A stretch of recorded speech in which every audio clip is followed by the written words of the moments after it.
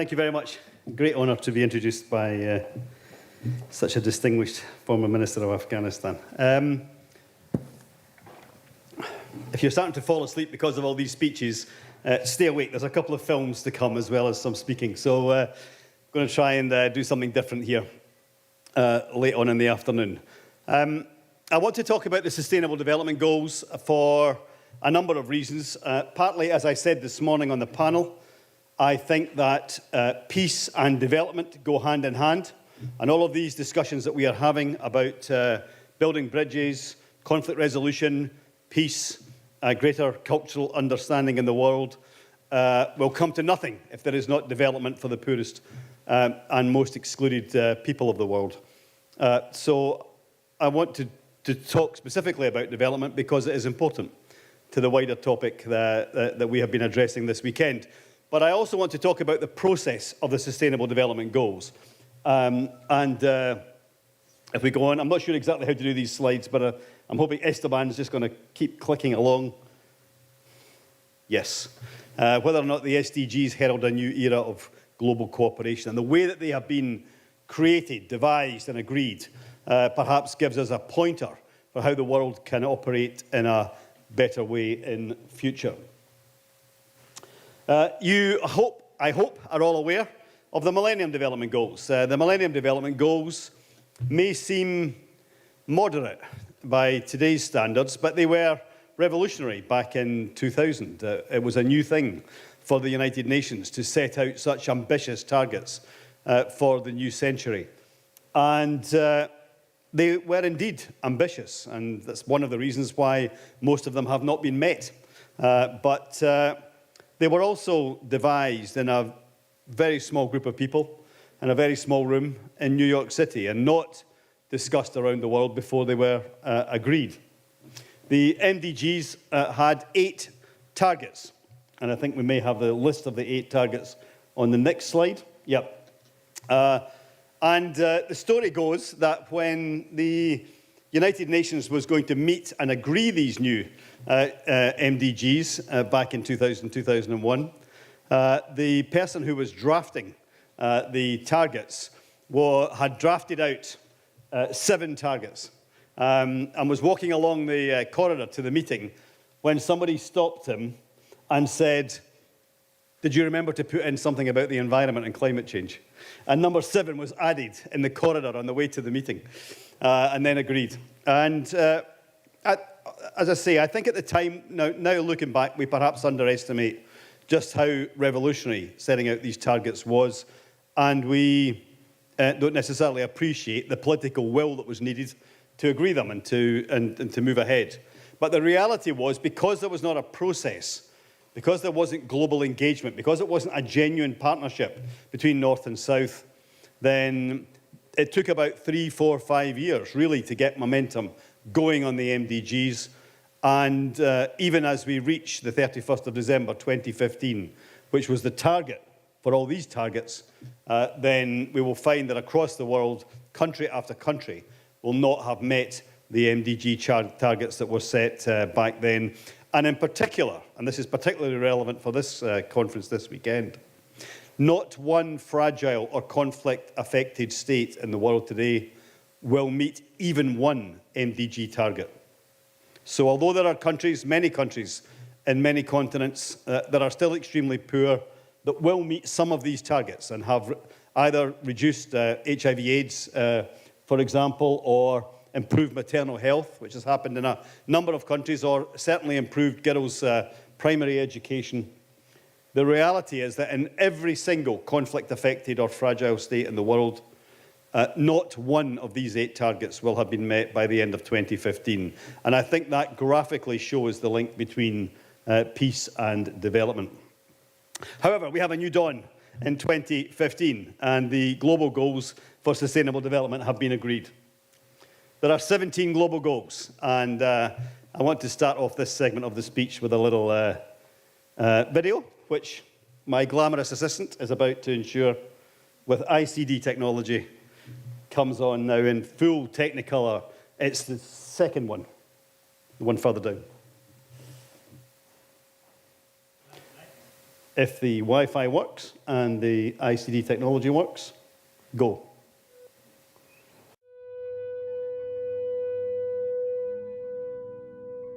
We can be. We must be the first generation to end extreme poverty. The generation Most determined to fight injustice and inequalities. The generation that saves the planet from climate change. And this is how it will get done. The global goals. A 15-year plan For everyone, everywhere.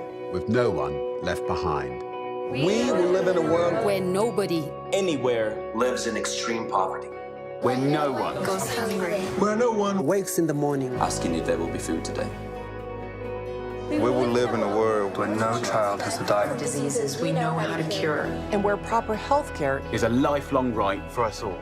We will live in a world where everyone goes to school. and education gives us the knowledge And skills. for a fulfilling life. We will live in a world where all girls and all women have equal opportunities To thrive and be powerful. and safe. we cannot succeed if half the world is headed back. we will live in a world where all people can get clean water. And proper toilets at home, at school and at work.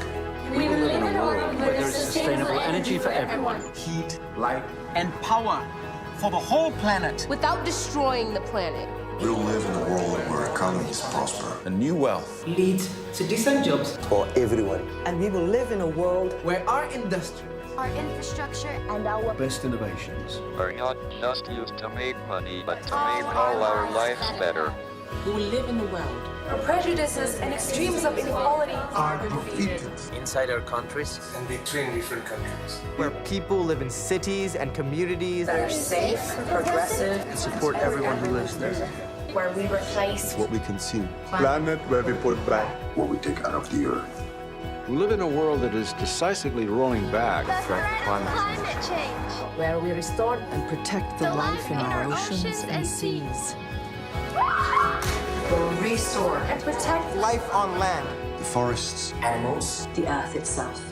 With peace between and inside countries. where all governments are open. And answer to us for what they do at home and abroad. And the justice rules. With everyone equal before the law. Where all countries and we their people.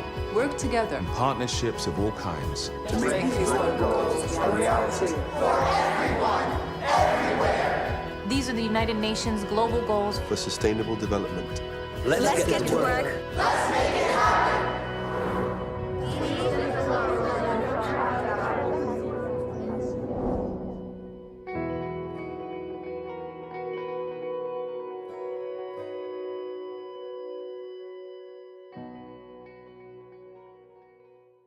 Here we go. Number 8. And the next one is... Here we go. So 17 goals. And some people have said that these goals are too ambitious, there are too many, and that not enough prioritization took place. But these goals have been the result of an incredible process. And that process began, as was already mentioned this afternoon, by looking at the deficiencies, the problems with the Millennium Development Goals, and setting out to have a clear policy, in this case, of inclusion, of transparency, and most importantly of all, universality, so that the goals applied across the world. They were not just about the global north, giving money to the global south to reduce the most extreme forms of poverty, but they were about the whole world coming together in order to improve the lives of people who were in the worst conditions in countries right across the world. Keep going. We're stuck, I think, here with that. Next one. Here we go. Yeah, and as was already mentioned, the Rio Summit kicked off a process of global consultation, at times involving hundreds of thousands of people in global surveys to ask them what were their priorities for these new global goals. Draft after draft of agreement discussed throughout the continents and regions of the world, coming together this year in 3 key summits, one of which just finished yesterday in Paris. First of all, in Addis Ababa in Ethiopia back in July, where a new financing partnership was agreed imperfect, but a big step forward from what was there before, with financial commitments from the richer world, but also a commitment of financial responsibility, commitments to taxation systems, to revenue generation, and to business development from across the developing world as well. Then in New York in September, where I had the privilege to be there as this was agreed, and you saw Malala there, the Education for Girls activist on the film. She spoke at the General Assembly in New York, and as the diplomats rather ignorantly continued to chatter on the floor of the General Assembly as she spoke from the gallery, she stopped them and said, I think you should be listening because this is important for my generation. And they all went silent and listened to what she had to say. It was a very emotional moment. But at the General Assembly agreed unanimously these 17 goals and all of the targets that go with them. And then just this weekend, the third in the series of summits, agreeing the new climate change targets yesterday in Paris, which hopefully will give us a chance at long last to tackle and potentially in the longer term maybe reverse climate change. Why are the SDGs so different? Well, apart from that process of global consultation and partnership, there are, I think, some very key differences from the MDGs. One is an absolute focus on gender equality, a recognition not only that girls and women across the world deserve the same rights and the same access to services and prosperity as boys and men, but also that women, in many, many cases, right across the world, women are the key drivers for development, both in communities, but in representative positions as well, and that has not been sufficiently recognised in the past. Secondly, and particularly close to my heart, in fact, I carry it around with me on my mobile phone, Goal 16, Peace and Justice. Goal 16 tries to address that fundamental challenge that I said, that with every single conflict or fragile affected state in the world meeting none of the MDGs by 2015, Goal 16 commits us not just to education, to health, to clean water, and all of the other important targets that are laid out, but says that the means to do that is through peace and justice and strong, stable institutions that people can trust inside their countries. And it has been a struggle to get that agreed. There are many countries in the world who do not want the United Nations setting out these kind of targets, strong institutions, the rights of access to them for the people. But it was agreed eventually that this would be included in these new global goals, and I think it's a major step forward. And interestingly, big debate about the role of the private sector, but at least an understanding that in terms of economic growth, creating a proper business environment, creating the opportunity for investment and for people to secure employment is as important. That opportunity to work, to earn a living, is as important as the education, health, water, and so on that dominated the MDGs. And then this weekend we have Paris, and I thought a little video on that might be appropriate too.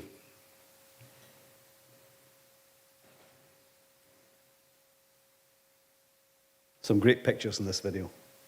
Famous people in the last one, great pictures in this one. Home.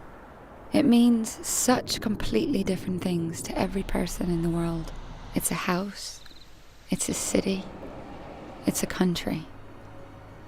Home is something you want to protect. People will go to extraordinary lengths to preserve their home. People love their homes. And if they don't feel that they have a home, they'll risk everything to find one. The further we find ourselves from home, the more we miss it. It's a question of perspective, of distance. And pretty much every single person who's been to space over the last 50 years has come to the same conclusion. It's the whole planet that's our home. The Earth was small, light, blue, and so touchingly alone. Our home that must be defended like a holy relic. When you're finally up at the moon, looking back on Earth, all those differences and nationalistic traits are pretty well going to blend. And you're going to get a concept that maybe this is one world. And why the hell can't we learn to live together like decent people? On the first day up in space, we all pointed to our own countries. The third or fourth day, we were pointing to our continents. By the fifth day, we were aware of only one Earth. We have this connection to Earth. I mean, it's our home. Wherever we live, whatever language we speak or food we eat, the Earth is our home. We have to take care of it. And we should look out for everyone else who lives here. That has got to be our goal. That's why we need the goals.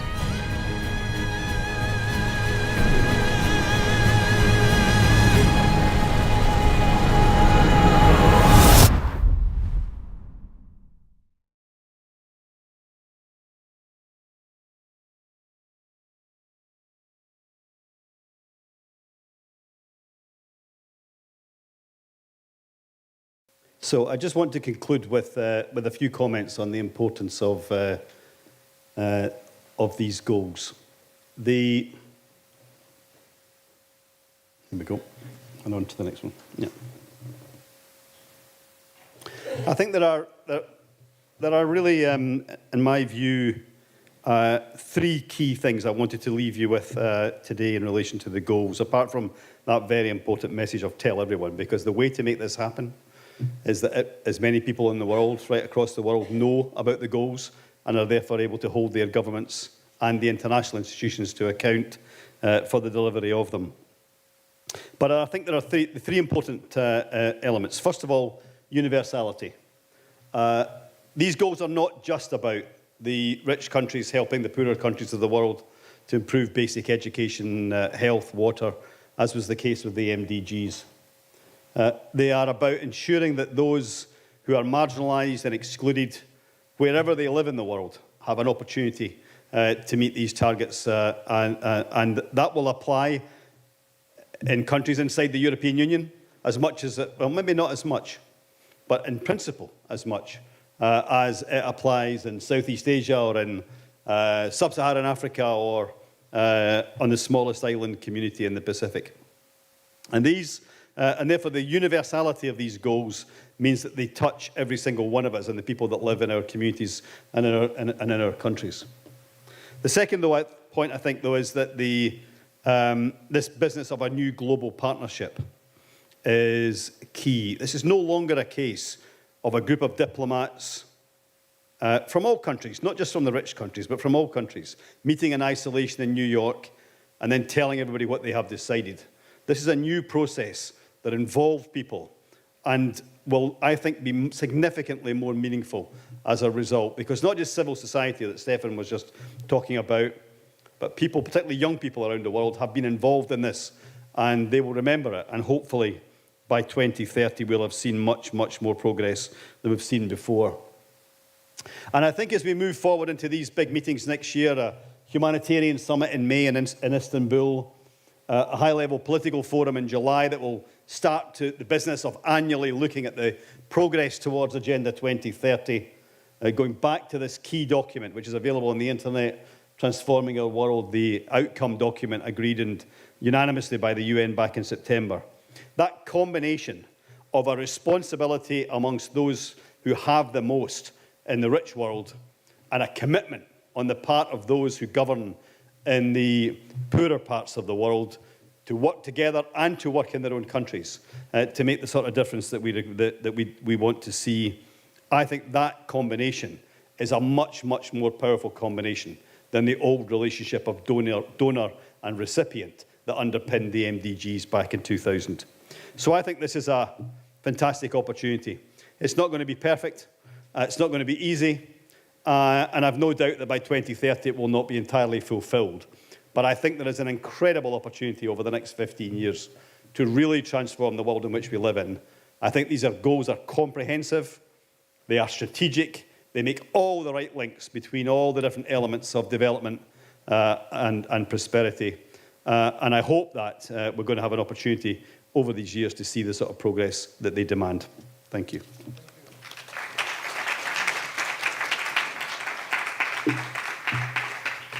Thank you very much.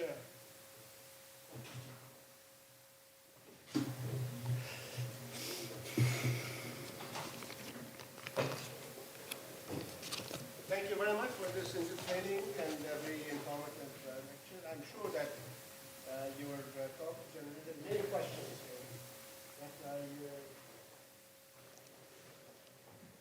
Yes, I think it generated many questions and comments, but I would like everybody to be short and precise in the questions that you may have. Okay, here, we come from the right. Yes, sir. Yes, sir.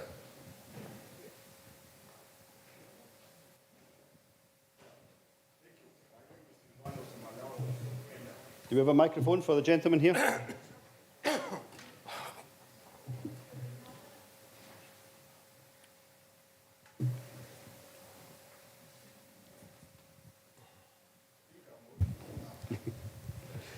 It's on the way. Here it comes.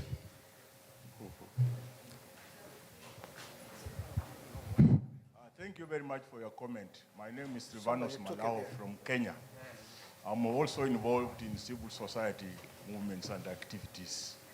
These calls are very good and they are realistic, but they may not be achievable because of some reasons here and another. Some of the reasons which I would like to make observation about that can be an obstacle for them to be achieved. One, most of the issues are discussed at a high level and they have never been trickled on the ground. How much is it being done or how much has been done to ensure that these issues have been trickled up to the grassroots? Because people at the grassroots, they hardly know, even up to today, a number of people at the grassroots level, they don't know anything to do with these goals, 17 sustainable development goals. They don't know about it. Two, there is also an aspect of dictatorship. Sometimes people are controlled. They have never been given an opportunity to think on their own, their way, how they can implement what can be beneficial to them. Instead, they have been dictated how to think, and they are guided directly how to think. So it makes them to stop thinking and working the way they are supposed to work. How do you handle such a kind of situations? Thank you. Okay. Okay. I think one of the things I learned very early on in national politics was that unless there was a real argument about something, it was very hard to have that issue register with people. Unless there was a major row, then it was sometimes very hard to have for the general public, for the voters, to have seen and understood what was going on. And I think part of the problem that we now have with these goals is there was so much consultation in advance and there was so much agreement when it came to September that it was not controversial. And people will probably remember the rows and arguments over the last few days on climate change from this year more than they will remember these 17 goals from September. And I think that gives each and every one of us a real responsibility. There are many, many tools available to publicise these goals. And these two videos that I've shown today come from a website called The Global Goals. These videos, the website, all sorts of other materials are available. They are, in certain countries around the world, they are being shown in schools. Some religions have also been encouraging the showing of these videos and using some of the materials. And so on and so forth. Some parliamentarians have done the same thing. So I think each of us in our networks have some responsibility to try and publicise these goals, because I think it's only by maximising the publicity and the understanding of the goals that we deal with your second point.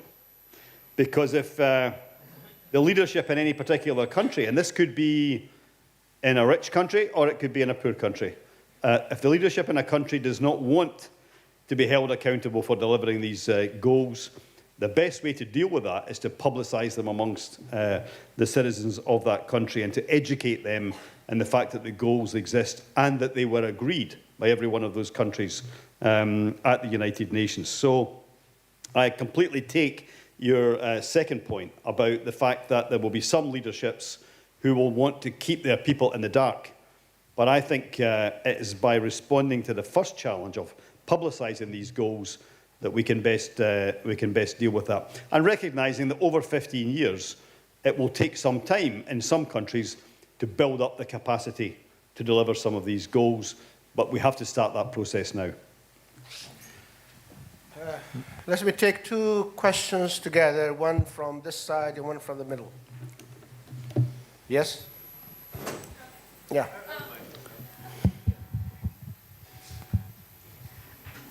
Okay. Hi, my name is Shenandoah Cornish. I hope this is okay with everybody. I'd actually like to ask a question about something you mentioned from the panel, if that's all right with you. Okay. The SDGs are very important to me, but I was really curious about something you said, which was that a lot of the conflicts today are less to do with territorial expansion and more to do with like the clash of identities, cultural identities. Just like a 2-sentence background, I'm a student at Washington and Lee University, and I've spent the last like 3.5 years fighting for permission to like set up my own course of study that's called Cultural Identity and Ethno-Nationalism. So like obviously this is something I'm really interested in. My question for you is twofold. First of all, I was wondering what you think is the role of cultural identity in handling these ethno-nationalistic groups. And then secondly, with the increase in number of these groups that are vocalizing their position, what you think their impact on the international community is and how we should handle them. We got a whole conference on that, I think. Yes, please. One more question here, and I'll just mention my colleagues have also just brought fresh coffee. In case you guys want to grab a cup of coffee and bring it to your place, feel free to do that as we're doing questions. We won't have an official coffee break around this time, so I just mentioned in case you need caffeine or whatever, it's just been replenished. But let's continue this final question. Sir, do you consider a kind of a prioritization of these goals, or do you see all of them can go together at once? Great question. So let me deal with that first before I come back to the issue of conflict. My understanding of the process that's going to be followed here is that each individual country will be responsible for drawing up their national plan to implement the goals. And that there is an expectation that every country will have a national plan. So that will be the first point in the accountability that I was just talking about. And within that national plan, every country in the world will have to decide its own priorities. So that's where the priorities come in. So while you have the universal goals, some countries will need to tackle different goals with a much higher priority than others. So let me give an example. In the Philippines, where I've been working a lot this year, because they have more typhoons and extreme weather events than any other country in the world, then there is a specific goal that relates to resilience from extreme weather events, and they will need to be tackling that if they're going to sustain improvements in education and the economy and health and water and so on. So every individual country should know the best priorities for them. And inside each country, the population, civil society, parliamentarians and others should be able to comment on that national plan and give a chance to express a preference on their priorities. So that's how it should work in practice, not necessarily work everywhere. And the priorities will be different in different kinds of countries. I know, for example, that the Obama administration in the United States is talking about the universality of the goals as a new opportunity to try and tackle this issue of the disillusionment, the disengagement of certain largely black communities from the police in certain big American cities, and trying to say, how do we improve this relationship? How do we improve the social standing of these communities so that they feel more empowered and more part of society? And that's obviously a different kind of challenge from the challenge of providing basic education, agriculture, clean water and so on in parts of rural sub-Saharan Africa. So every country will be different. I want to also use the Philippines as an example for your answer as well. I'll try and just say something very brief. I mean, I do absolutely believe what I said earlier, that essentially modern-day conflict is about, if I can put it very simply, it's about territorial cleavages rather than territorial growth. So it's no longer about expanding outside your country to try and take over other countries to become more rich and more powerful. It is now about inside countries, a real conflict breaking out between different either nationalities or historical nationalities or religions or some other form of ethnic identity. And in many cases, these disputes, these potential conflicts, these disagreements will have been suppressed for a very long time. In many cases, they will be inside countries where the borders were drawn by somebody else. Nigeria is a very good example of that. You're somebody here from Nigeria. Now, the Nigerian border was not drawn by Nigerians. It had no historical relevance, really. It was drawn by the British in order to create a huge colony that brought together all the different ethnic identities of that area. And there are many, many other examples of that around the world. And therefore, a lot of these internal conflicts have been a long time coming. And I think we need a much smarter way of trying to resolve, help resolve these conflicts. First of all, you can't resolve them from New York and Brussels.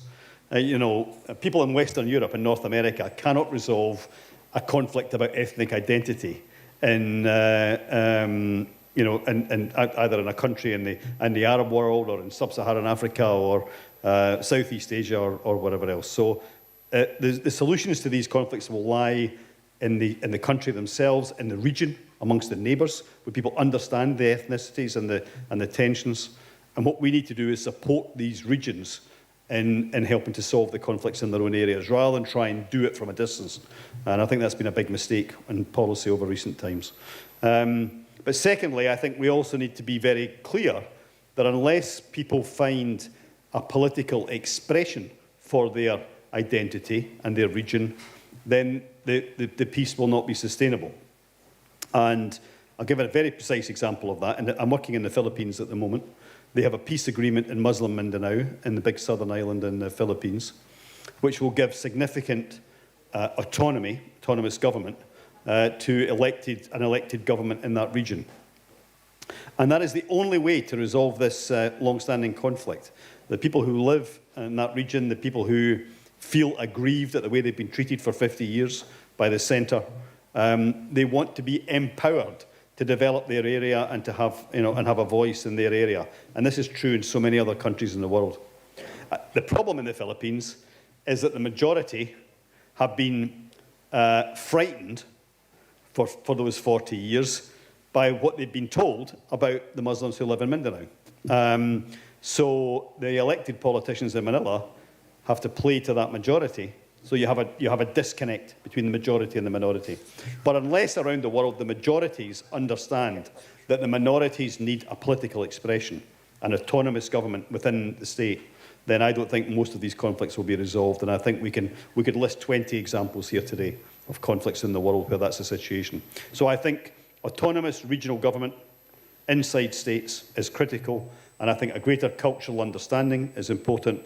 And I think a regional-based solution, cooperation, and not trying to impose solutions from New York or Brussels, I think is the long-term way ahead. Thank you very much. Although there are many other questions, but we will take one more question for... Okay. Hi, sir. I actually asked Sir Mark for this because I actually am from the Philippines. I thought you might be. I heard your voice earlier. Yeah. I'm working actually for the autonomous region in Muslim Mindanao, so it's really interesting for me to hear you talk about it. My simple question is, with all what's happening right now in Mindanao, I think you've heard of what happened in Mama Sapano, Yes. which actually greatly affected the negotiations that's Yep. actually happening. From your efforts, thank you, by the way, for the efforts that you're doing. I've never heard of it, but right now it's very good that someone's actually helping us. But anyways, from the efforts and from the things that you're doing right now, how do you see the process going to be like, let's say, in the next few months, for an instance? Right now, they're saying that the Senate will pass the Bangsamoro Basic Law, but a lot of people are doubting it because of the politics in the Philippines. But in your perspective, as someone from the outside working to do something in the Philippines, in that particular region, how do you see the possibility of it being successful? The first thing I would say is that for those of you who are not aware of the situation in the Philippines, if you are studying international relations and conflict or diplomacy, then it is a good peace process at the moment that would be worth studying. And there's plenty of material on the internet. The Office of the Presidential Advisor on the Peace Process in the Philippines runs a great website, lots of information, always on Twitter. You can follow this because I think it could be very significant.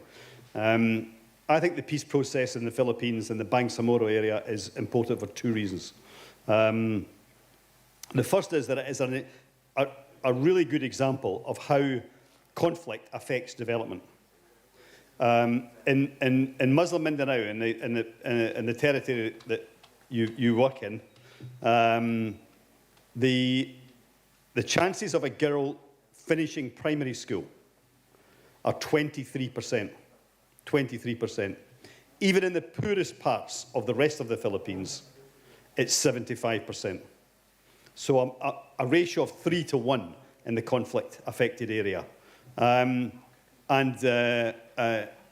child is 3 times more likely to die before the age of 5 in Muslim Mindanao than they are in the rest of the Philippines. So that is a measure of how peace and development go hand in hand. I think the conflict there is really interesting because it might also provide an example to elsewhere in the world. What we basically have in Muslim Mindanao is a long-standing violent group, the MILF, who have decided to choose the path of peace and democracy. They want to turn themselves into a political party. They have agreed to the creation of an autonomous regional government, and they are committed to standing in elections and trying to win the support of the people rather than continuing the campaign of violence. And unlike almost every other armed group that I have come across in the world, they have given up weapons publicly in daylight in front of the television cameras, and some of their combatants have walked the line and gone back into the community publicly in daylight in front of the television cameras. That never happened in Northern Ireland, in the UK. It certainly didn't happen in the Basque region that Zapatero was talking about the other night. So I think this is a really powerful example of a group, an Islamic group, choosing the path of peace. And if they can be supported in achieving this, that could be a great example elsewhere in the world at the moment. So I think that's important. And there was something else I was going to say that I've completely... You asked about... There was something else, yeah. Well, you mentioned the Mama Sapano incident. That was the other thing I was going to say. I think it is going to be successful. It may take some time, but I think it is going to be successful. It also shows the critical importance of leadership. In 1998, when Tony Blair and the British government signed the Northern Irish Peace Agreement on Good Friday and at Easter, 4 months later, one of the worst bombings of the whole conflict in Northern Ireland took place in a market town in Northern Ireland. Well over 100 people were killed, some very young children and babies, in a bomb that was let off in a Saturday market. And there were calls at that time to tear up the agreement and to stop the agreement. And it was the leadership of the British government at that time and the others involved that said, no, we're going to go on the path to peace. We're going to implement this agreement, and we're not going to let one incident by rogues deter us from this. And as a result of that, if you think about it, 1998 to 2005, Every single young person leaving high school in Northern Ireland today, this year, has lived their whole life in peace. Whole life in peace. And I think the same has to be true in the Bangsamoro area of the Philippines. That although there was that one violent incident back in January, a number of unfortunate circumstances and 47 people died, I think it needs leadership now to say that the path of peace has been chosen. And even if there are going to be bad incidents along the way, then the leadership must stick with that path, because in 20 years' time, the children born in the, born this year will appreciate the fact that they've lived all their lives in peace. Thank you very much for this very, very entertaining speech. Please join me thanking Lord McConnell for his legislation.